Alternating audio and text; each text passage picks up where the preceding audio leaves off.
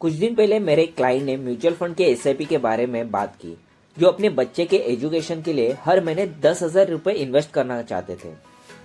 आप ही की तरह उन्होंने भी कुछ कॉमन सवाल पूछे, जैसे 15 से 20 साल के बाद उन्हें कितना रिटर्न मिलेगा, ये अमाउंट फिक्स होगी या नहीं, टैक्स कितना लगेगा, रिस्क कितना होगा एंड सो ऑन।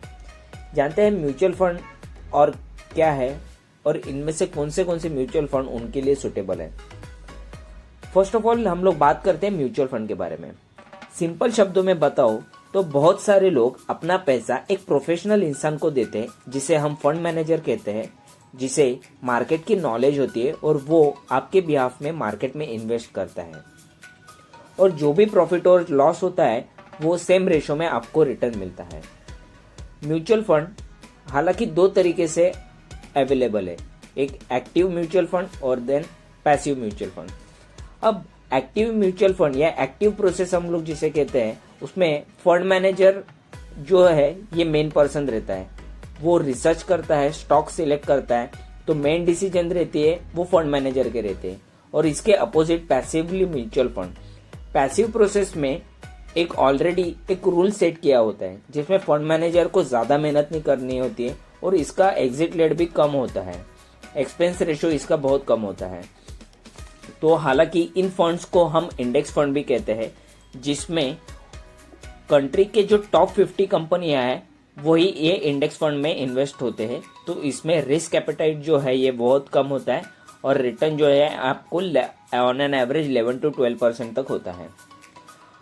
अभी हम लोग बात करते हैं एसआईपी के बारे में, जो कि म्यूचुअल फंड का बहुत इंपॉर्टेंट पार्ट है।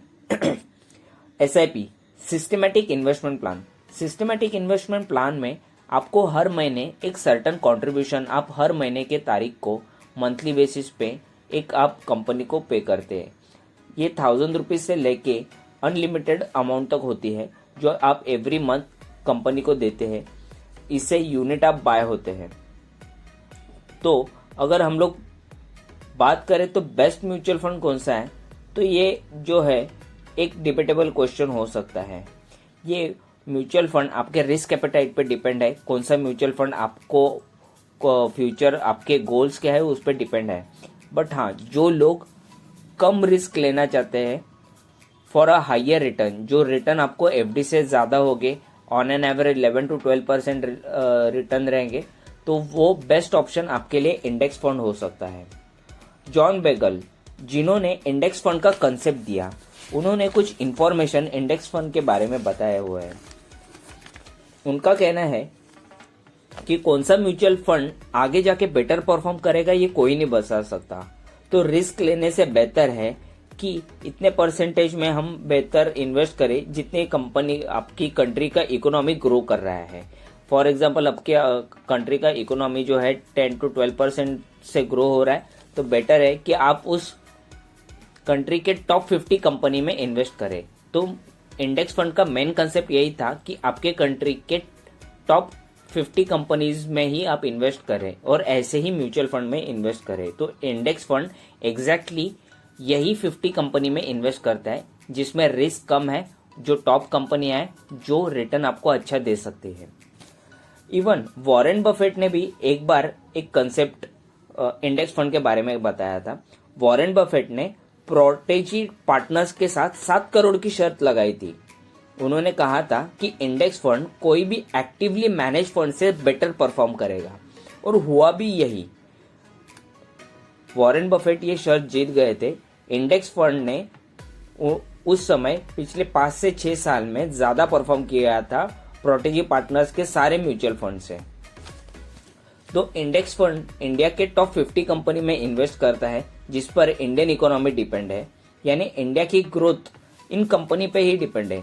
तो ये ऐसे फंड में अगर आप रिस्क नहीं लेना चाहते तो ये ज्यादा सेफर होगा।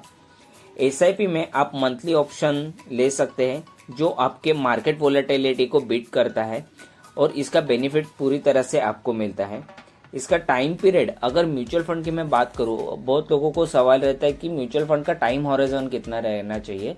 तो अगर मान लो आप लॉन्ग टर्म गोल लेके चलते हैं जिसका टाइम हॉरिजन मिनिमम 5-10 ईयर्स और उससे भी अगर ज्यादा है, तो मार्केट का ज्यादा से ज्यादा बेनिफिट आपको इसमें मिल सकता है। वोलेटिलिटी मार्केट में अगर जब मार्केट डाउन होता है तो ज़्यादा यूनिट आप बाय कर सकते हो।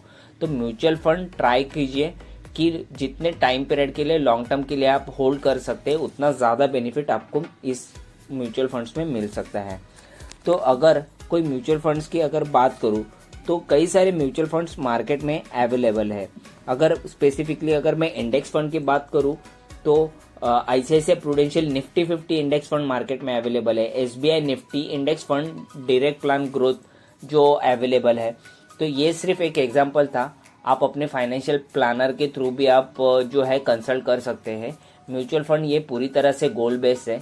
कई लोगों को खुद की रिटायरमेंट लेनी रहती है, कई लोगों को उनके एजुकेशन करने रहते हैं, तो वो हिसाब से आपके जो है टाइम हॉरिजन, रिस्क एपेटाइट और म्यूचुअल फंड्स चेंज होते रहते हैं। तो ऐसे ही म्यूचुअल फंड के अलग अलग कंसेप्ट हम आपके लिए और भी लेके आएंगे। तो आपको ये वीडियो अगर अच्छा लगा हो तो हमारे वीडियो को लाइक कीजिए। चैनल को अभी तक आपने सब्सक्राइब नहीं किया तो सब्सक्राइब कीजिए। ऐसे ही इन्वेस्टमेंट के कंसेप्ट और इन्वेस्टमेंट आइडियाज हम आपके लिए रेगुलर बेसिस पे इन फ्यूचर में भी लाते रहेंगे। तो इस वीडियो को अपने दोस्तों के साथ ज़्यादा से ज़्यादा शेयर कीजिए। तो आज के लिए इतना ही। Thank you so much.